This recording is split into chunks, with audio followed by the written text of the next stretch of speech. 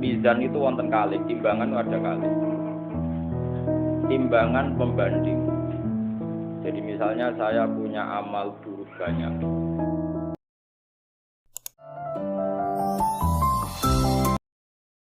Terus ngeten maknane mizan nih. Mizan itu wonten kalih, timbangan ada kalih. Timbangan pembanding. Jadi misalnya saya punya amal buruk banyak. Ya, amal buruk banyak, terus ada amal baik banyak. Sebetulnya amal buruk itu mudah sekali talasat itu hilang, nggak dinilai sama Allah. Karena kebetulan buruk itu nggak ada.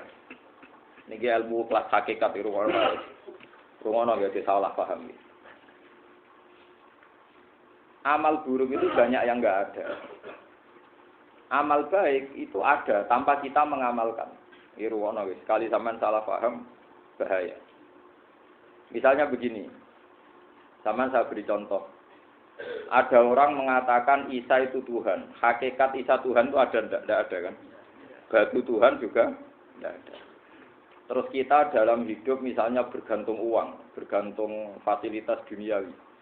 Sebetulnya hakikat makan makanan, minuman bisa menopang kehidupan kita ya udah ada juga. Karena makanan itu ya makhluk yang fana. Ilmu yang diciptakan manusia itu ya makhluk yang sama-sama fana. Yang hakikat ada yang tidak mungkin hilang abadal abad selamanya lama. Meskipun nanti setelah akhirat selesai pun.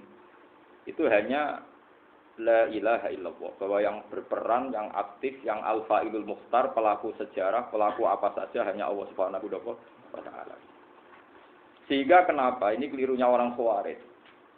Sehingga kenapa orang yang dalam hidupnya pernah meyakini la ilaha illallah secara ikhlas dan benar. Saya ulang lagi. Satu kali pun orang dalam hidup pernah meyakini la ilaha illallah secara ikhlas dan benar. Itu mbok atusan taun ning nggone neraka, tetap nanti itu masuk surga. Mergo kebatilan yang ia lakukan itu dianggap tidak ada. Kenapa dianggap tidak ada? Memang hakikat kebatilan itu tidak ada. Yang ada adalah la ilaha illallah. Itu enak nglakoni barang batil. Barang batil itu tidak ada. Makanya disebut dalam Quran qul ja'al haqqu wa ma yubti'ul batilu wa ma yu'id. Yang ada di dunia dan akhirat itu hanya barang hak. Yaitu Allah itu wujud, Allah itu pemeran utama, Allah itu segala-galanya. Lainnya itu barang batil. Barang batil itu barang yang enggak ada tapi oleh manusia yang salah dianggap apa? Ada. Nah, sehingga barang batil ini sekali Allah menghendaki kalimat la ilaha illallah itu sampean baca secara ikhlas. Itu barang-barang batil yang pernah kita lakukan itu otomatis hilang. Tanpa dihilangkan pun barang itu tidak pernah ada. Yaitu itu disebut barang nopo? Disebut barang nopo? Batil. Makanya di sebagian ayat disebut bal naqdhifu bil haqqi 'alal batili fayadmaghuhu fa idza huwa zahir. Niki ilmu kelas tinggi. Sehingga kenapa orang-orang kafir yang menyembah batu, menyembah Isa nanti masuk neraka? Sebetulnya Allah itu memasukkan mereka ke neraka itu hanya karena Allah ingin bilang gini tok. Sudah ya kamu di neraka saja. Kamu kan menuhankan batu, menuhankan Isa, ya silahkan minta tolong Tuhan kamu itu saja. Artinya andikan mereka betul-betul yang dituhankan itu Tuhan, Allah juga senang. Kalau itu menjadi rival. Dia menjadi rival Tuhan maksudnya, yang bisa menselamatkan. Niki rungokno nggih mumpung sampe rong ning akhirat. Mboten niki ijazah kula nu mujarab tenan. Kata Imam Ghazali kula nu jeling tenan. Kenapa Imam Ghazali disebut Hujatul Islam? Sama nak kepen syukur ku gampang. Duit ra duwe, utang wakeh, jatuh tempo, bojo wani, anak kecewa di bapak kowe, terus semotek kamek urip. Niku dari Imam Ghazali kena serana nikmat moro kuburan. Moro kuburan terus kamu berkeyakinan bahwa semua yang sudah mati itu sangat-sangat berkeinginan hidup meskipun hanya 1 jam. Wong sak donya mulai Nabi Adam mandi saiki kabeh berharap dihidupkan lagi meskipun 1 jam karena ingin membenahi kalimat tauhid la ilaha illallah. Lah kowe iku jek urip. Lah kowe iku jek urip. Berarti wong sak miliar-miliar sing wis mati iku iri mbek kowe, mergo kok ijek urip. Nah, berarti terus kowe syukur, ya Allah, apapun masalahnya di dunia saya ini hilang semua mergo kula ijek urip. Kula balen malih. Dengan demikian kowe muni alhamdulillah ku fase. Piye wae kowe iku duwe nikmat rupa-rupane urip yang sangat diingini oleh Firaun sekalipun, oleh Namrud, oleh Korun, orang-orang miliarder dulu. Itu sangat berkeinginan sing jenenge urip. Lah kowe nyatane sak niki napa? Cek urip. Dadi ini luar biasa, Pak. Napa? Luar biasa. Ini tak warai ilmu tauhid itu. Terus nanti setiap saya ngaji setelah selesai sampean baca dijiwai. Sebab itu ketika orang kafir dimasukkan neraka itu sebenarnya Allah itu hanya bilang gini, waqilatu syurakaakum fada'auhum falam yastajibu lahum wa ra'awul azab. Tidak apa-apa, kamu sekarang masuk neraka, kamu tidak menuhankan saya. Kamu minta tolong sama Tuhan kamu. Nah, ketika demikian kita pernah menuhankan yang paling ekstrim tentu menuhankan Yesus atau menuhankan batu, menuhankan dewa-dewi. Atau mungkin Tuhan di bawah itu ya kita menuhankan uang, menuhankan sebab, menuhankan jabatan, macam-macam. Sehingga mengalahkan Tuhan sejati Allah. Terus mereka minta Tuhan-Tuhan itu supaya menolong. Walhasil akhir cerita itu wadolla anhum ma kanu yaftarun wadolla ankum ma kuntum tasubun wadolla anhum ma kanu yaftarun. Itu di Quran diulang-ulang dengan beberapa redaksi. Akhirnya hilang apa yang kalian kira ada. Oke, akhirnya hilang apa yang kira kalian ada. Misalnya kita mengatakan bahwa hidup itu harus makan, harus minum. Ternyata nanti di akhirat tanpa makan, tanpa minum orang hidup. Makanya itu hebatnya ulama, hebatnya ahli sunnah, hebatnya nabi. Nabi itu orang mukmin itu dilatih. Kalau lesu ya makan, kalau ngantuk ya tidur. Tapi kita diajari ada makhluk hidup yaitu malaikat yang tidak makan, tidak tidur. Paling tidak meskipun kita itu kalau nggak makan lemes, kita tetap tidak mengatakan tanpa makan makhluk pasti mati. Karena kita berkeyakinan diberi akidah. Ada makhluk yang namanya malaikat, nggak makan, nggak minum, tapi hidup. Sehingga meskipun kita mengalami kalau nggak makan itu mati, tapi tetap menyisakan satu keyakinan bahwa makan itu tidak syarat hidup. Buktinya malaikat nggak makan, hidup. Paling tidak dengan keyakinan itu kita tidak mendewa-dewakan harus makan. Nah, itu cara Nabi mengajarkan kita. Paham gitu? Terus ini saya ulang-ulang. Makanya disebut wadolla anhum. Apa yang mereka kira ada itu dari awal tidak ada. Ya, apa yang mereka dikira ada nanti di akhirat tidak ada. Nah, yang ada itu tetap nopo alhamdulillah. Makanya ketika nanti orang masuk surga gitu, da'wahum fiha subhanakallahumma wa tahiyyatuhum fiha salam wa akhiru da'wahum alhamdulillahirabbil alamin. Ini penting kula aturaken. Terus sakjane salah niku ora dikepenak. Itu sebabnya kenapa orang yang kafir mulai cilik sampai tua ketika meh mati kok nglafadzno la ilaha illallah, satu kalimat ini akan menghapuskan kekafiran di masa lalu. Kenapa kok bisa hapus? Karena kekafiran yang masa lalu itu omong kosong semua. Ya toh mengatakan Isa Tuhan ya omong kosong, malaikat Tuhan ya omong kosong. Ini omong kosong semua. Barang itu kalau hakikatnya kosong, hilang karena tidak ada bukti, memang tidak benar. Itu kan gampang untuk menghilang. Itu padha karo wong muni ngene. 3 miliar ambek 3 miliar. Iku padha karo 5 rupiah.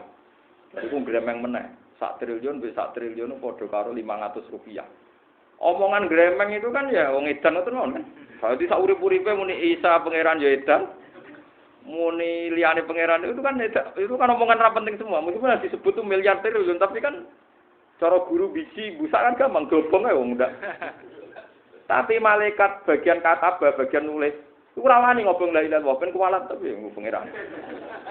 Makanya saya pastikan sekali sampean nglafadz la ilaha illallah itu benar. Malaikat sing sentimen mbek sampean pun tidak bisa bakar itu. Kualat ya. Paham ya maksud? Paham ya? Jadi jelas gitu niki kenapa kalimat itu begitu dikjaya. Paham ya? Begitu dikjaya. Lah soal kita ngalami di zaman akhir. Orang lapatkan kalimat itu dianggap bid'ah, terus tukaran. Ya kita semua ngalim bingung, kalimat itu salah apa dianggap nopo bid'ah. Wong kalimat disifati thayyibah, sing lafadzno dihukumi nglakoni bid'ah. Lah sing diarani bid'ah ya ora trimo pisan, malah gawe hadis palsu. Fadilah wiridan iki malah palsu hadis. Sajane cara padha warase wonten ora perlu debat bulet ngoten. Padha warase larnya kono nganggo kapasitas ulama, kita pakai kapasitas apa? Ulama, terus kita diskusi baik-baik. Di Pulau Baleni malih. Kenapa kalimat thayyibah disebut kalimat baqiyah? Dalam istilah Quran wal baqiyatus sholihat. Baqiyah itu sesuatu sing abadi. As-sholihat itu sing layak, sing apik, sing selalu duwe eksistensi. Soleh maknane layak. Layak iku mergo wujud. Di Pulau Baleni malih tak wari filsafat ilmu hakikat. Sing darani layak iku sitok mergo wujud. Nak barang ora wujud itu jenenge dilafadzno tapi mboten layak. Jadi barang ana sing dilafadzno tapi ora layak, ana sing ora usah dilafadzno tapi wis layak disebut sholihat. Saleh maknane apa? Layak atau punya eksistensi. Misalnya begini nggih, kula tak warai nggih ben sampeyan nang lafadz la ilaha illallah niku benar. Ketika manusia itu menganggap ya umum maknane menganggap itu sesuatu tidak ada tapi dianggap nopo ada, itu jenenge menganggap. Ketika manusia itu menganggap bahwa tidur itu penting, kalau orang tidak tidur itu maka dia akan lemah, kalau orang tidak makan itu dia akan mati. Sebetulnya semua ilmunya manusia itu menganggap, karena diulang-ulang oleh satu kejadian, kalau nak gak mangan itu lesu, nak gak turu itu lemes, terus dia menganggap kalau nggak tidur itu orang mati, kalau nggak makan itu orang mati. Itu ilmu yang dikatakan oleh para ahli hakikat hanya menganggap itu sah. Karena anggapan manusia salah itu sah, keliru ya sah, benar ya sah, tapi ya hanya anggapan. Tapi dalam ilmunya Allah Ta'ala yang abadi, kehidupan itu tidak bersyarat makhluk itu harus makan. Dan Allah bisa membuktikan itu lewat Allah menciptakan apa? Malaikat.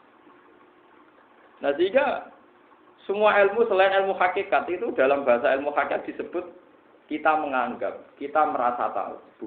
Bukan saya tahu, tapi saya merasa tahu.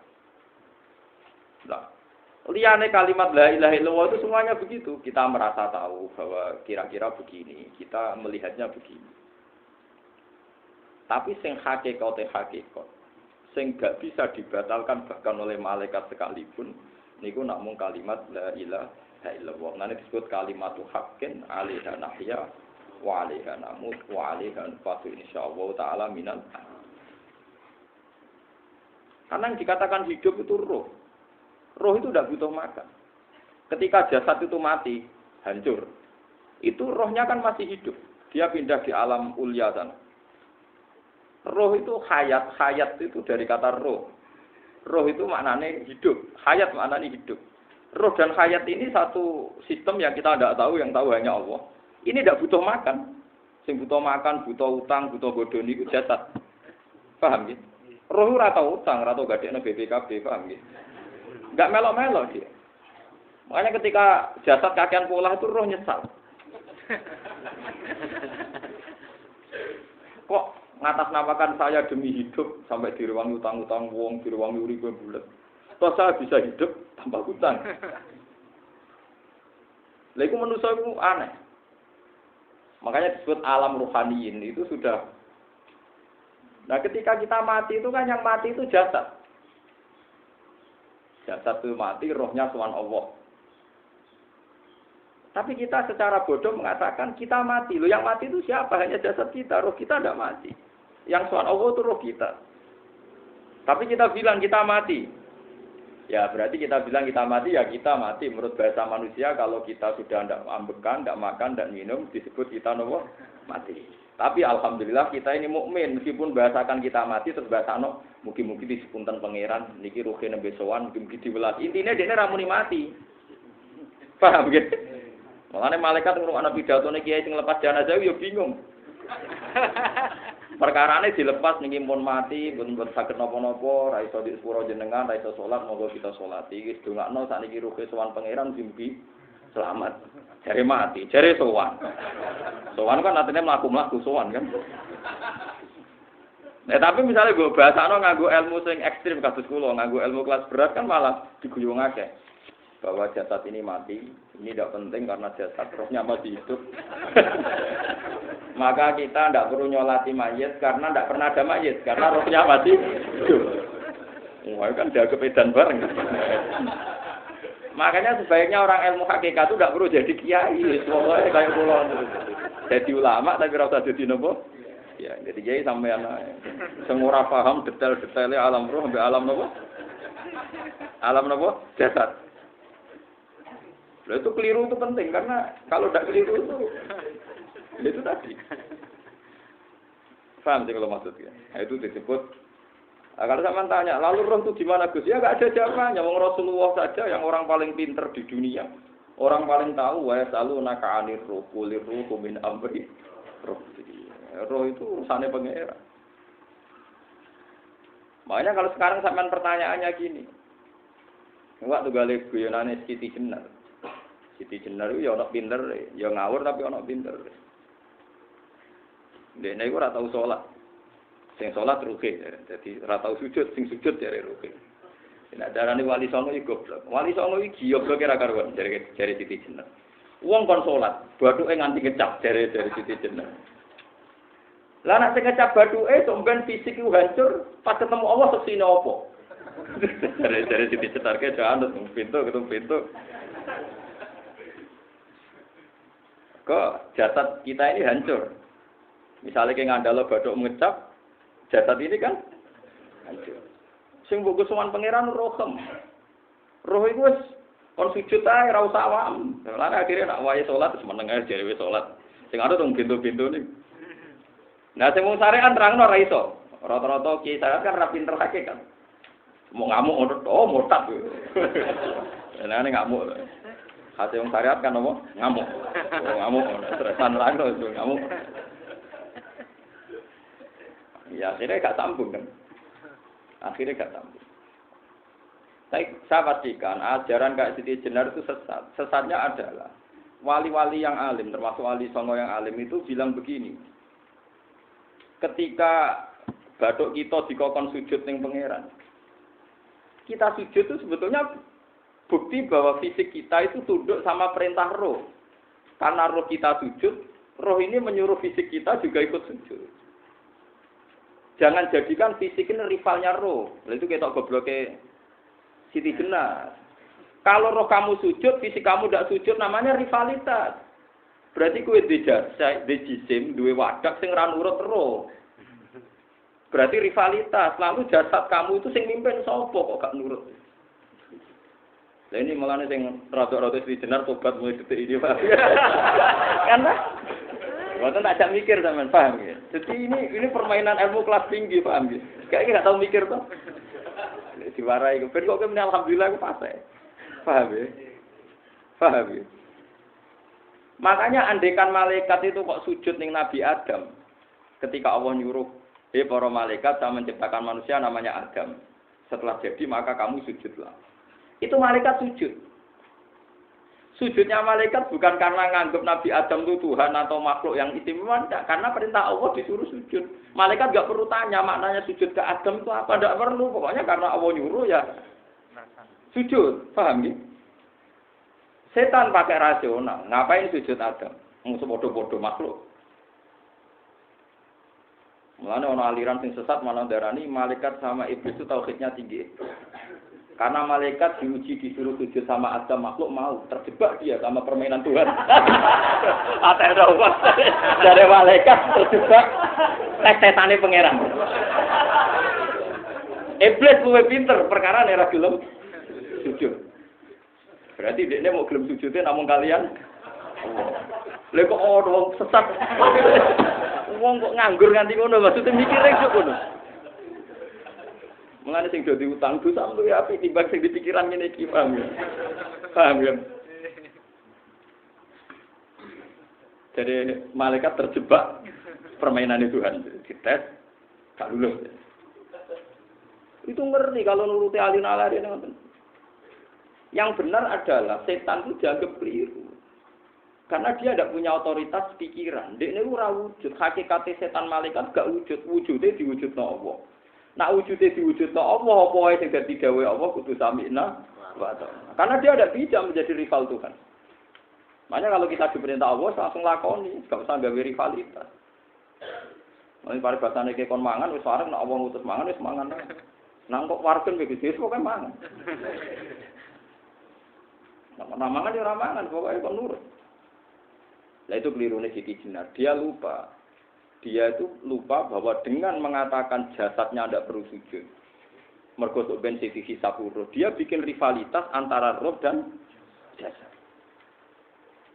Mula minate maca aliran Siti Jenar mulai yang versi Arab sampai versi tulisannya wong bingung-bingung iki. Sing luwih bela Siti Jenar timbang Wali Songo. Bahkan dalam cerita itu seakan-akan Wali Songo itu kasut, berkejar Siti Jenar dikuatani wangi terus ganti asu macam-macam lah cerita. Mula nu peneliti roh kabeh, kula ora kaya Mustofa ni roh opo ya. Gak jelas roe tapi jelas dadi kiai ini. Enak ngoten iki. Dadi ya ana wong ilmune ra pati akeh tapi jelas di kiai no. Lo ilmune akeh ra pati di kiai no. Jadi kekeliruan ini mergo ngoten niku. Memang ilmu hakikat itu jelimet. Tapi sampean harus saya latih. Ya sampean ngaji ngene yo suwi, tuwa, supaya kenal sithik-sithik. Lah makanya menghilangkan barang batil itu mudah sekali. Karena barang batil itu hakikatnya tidak ada.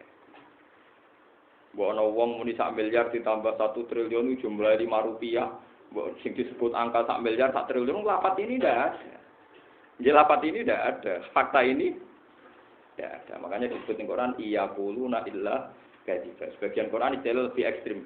Kaburat kalimatan takhruju min afwahihim.